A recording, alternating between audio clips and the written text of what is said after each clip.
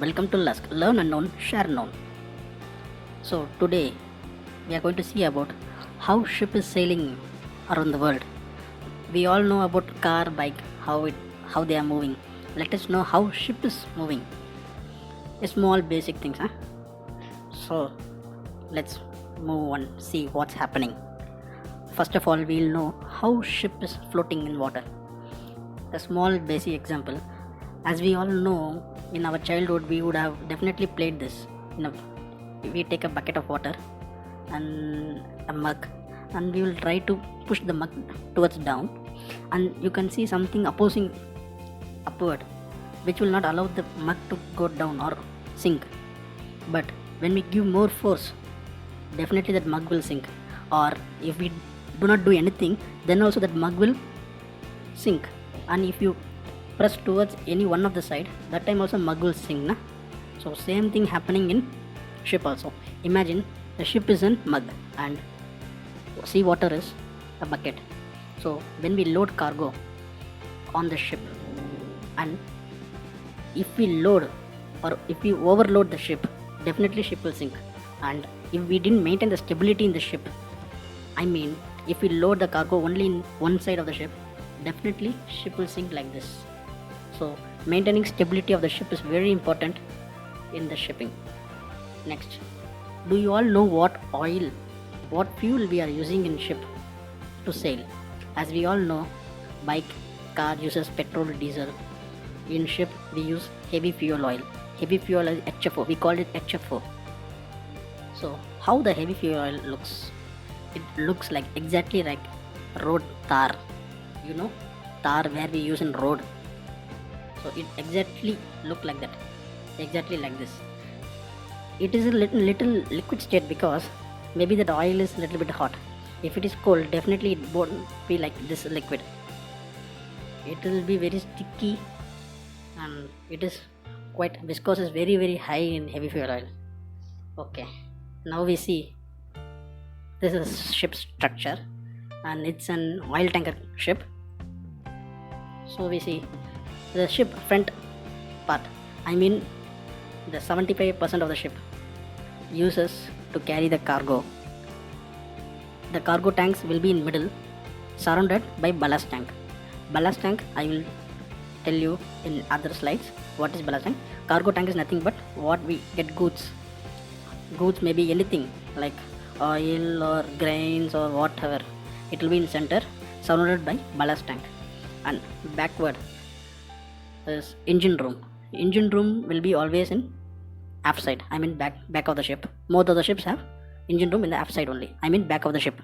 And propeller is nothing but a bike needs a wheel, same ship needs a propeller looks exactly like a fan, which will rotate and move the ship towards forward or backward, any other direction. Then next, lifeboat is like you can say if ship is going to sink, so who is working inside need to escape, na? So we have lifeboat there. The capacity of lifeboat is 125% of the ship crew. If 10 people are working in the ship, the capacity should be for 12 people. 12 seats should be there in the lifeboat. That is a minimum requirement. So there is a lifeboat. Then exhaust panel. Exhaust panel is bikes have an exhaust pipe. Same, this is ship's exhaust. Next, that white color building, na, with glass, the top, that is called bridge. Bridge is nothing but where the driver sits and drive the ship. Driver is nothing. No one. He is a captain. He is a captain of the ship who navigates the ship. At what speed, which direction, all are controlled from the bridge.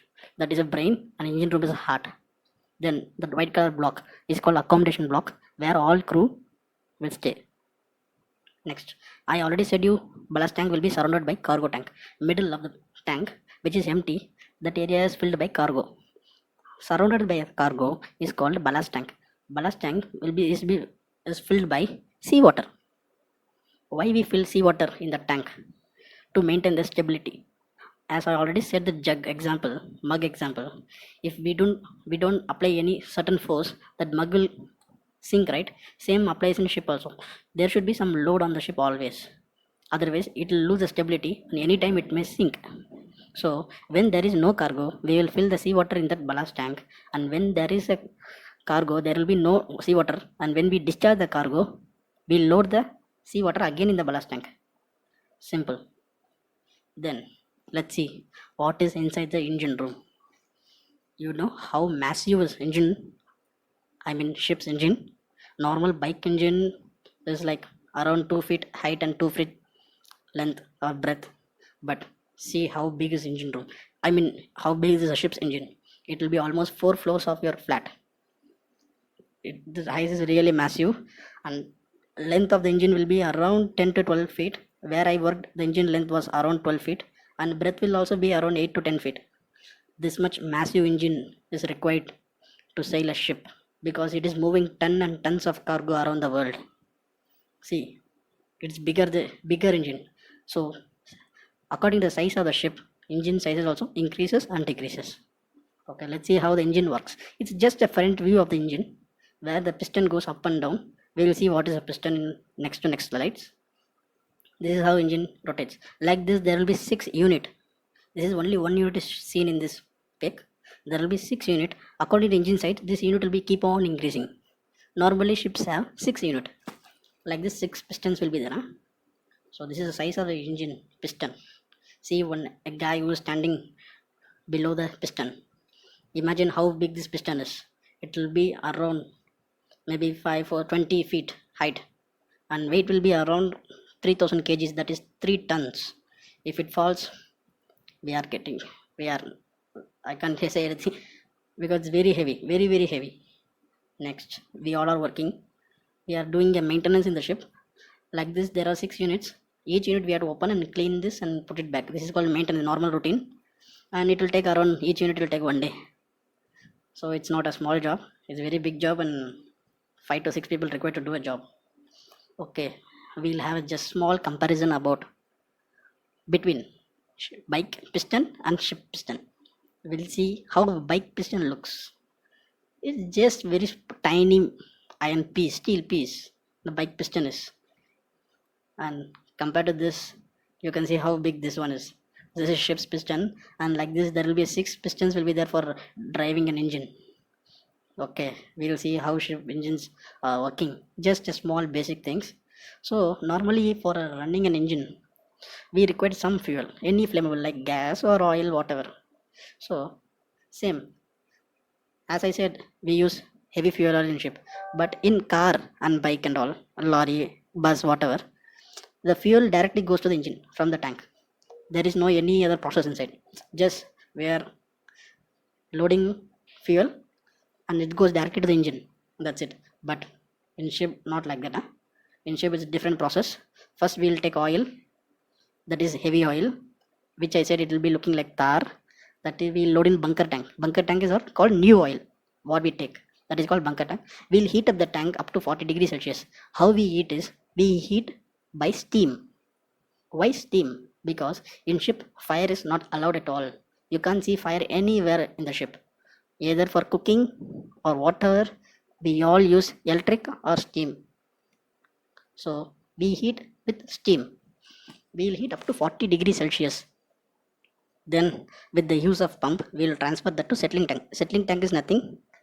Oil will get settled. All bad particles like sludge and all will settle down in below, and almost good oil will be floating. And we will heat the tank up to 70 degrees Celsius, so the viscosity of the oil will reduce. When temperature increase, viscosity decrease. Then that oil is again transferred to purifier, where the oil get purified, and maybe oil will be mixed with water, sludges and all. Oil get little bit purified, and that oil sent to the service tank. Service tank is nothing but the tank oil which is ready to service the engine. So that service tank sends the oil to the heater. Heater again boosts the temperature of the oil up to 140 degrees Celsius. It will heat up. Why 140 degree? Because after purchasing oil from some other company, we will send the sample to the lab. That lab will tell the quality of the oil, and they will tell how much degree you should maintain. Very good quality of oil, less temperature. Very bad quality of oil, more temperature. So that 140 degree Celsius oil will go to engine and get fired up. Why 140 degree? Because flash point of the heavy fuel oil is very high, not like petrol, diesel. Petrol, diesel, just one matchstick you fire and go near, it will get catch the fire. But heavy oil, it won't get catch fire, it won't catch fire because it's very thick, na? So we heat it up, we increase the temperature of oil, then you fire it, it will fire. So only we are heating that oil.